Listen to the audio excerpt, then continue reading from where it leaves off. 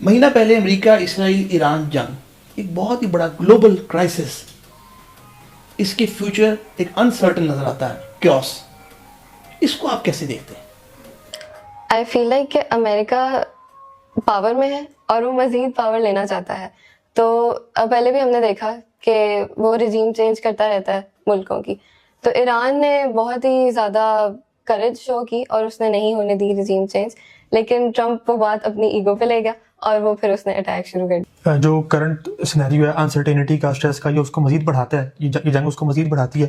اور اگر ہمارے کانٹیکس میں دیکھیں، جن زی کے کانٹیکس میں یا فیوچر کے کانٹیکس میں، تو یہ ہمارے لیے چیزیں تھوڑی سی اور پریشان کن کرتا ہے کہ اگر ابھی جنگ چل رہی ہے اور مہینہ جنگ کو ہو گیا ہے تو آگے کب تک چلے گی اور اس کے اثرات آگے کیا لانگ ٹرم میں کیا ہوں گے.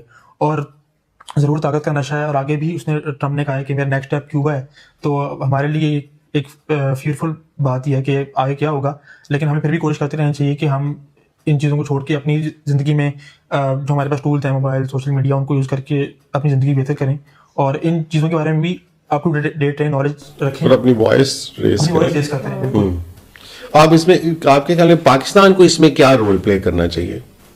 پاکستان کو چاہیے کہ وہ سیز فائر کی طرف ہی جائے، لائک کوئی صلح ٹائپ کرائے ایران اور امریکہ کی. آئی تھنک اتنی پاور ہے پاکستان میں، تو یہی کرنا چاہیے، کیونکہ الٹیمیٹلی نقصان عام آدمی کا ہی ہوتا ہے.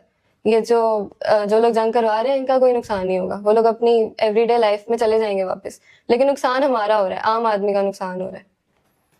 پاکستان کو ایز اے میڈیٹر ایڈ کرنا چاہیے، جو وہ کرنے کی کوشش کر بھی رہا ہے، اور ساتھ گلف کے ممالک اور اسلامک کنٹریز ٹرکی، ایجپٹ، ان کے ساتھ کولیبریٹ کر کے کوشش کرنی چاہیے جلد از جلد اس جنگ کو روکیں، اور کوشش کریں کہ گارنٹی کریں آئندہ اس طرح کی جنگ یا کوئی بھی انسرٹنٹی نہ ہو.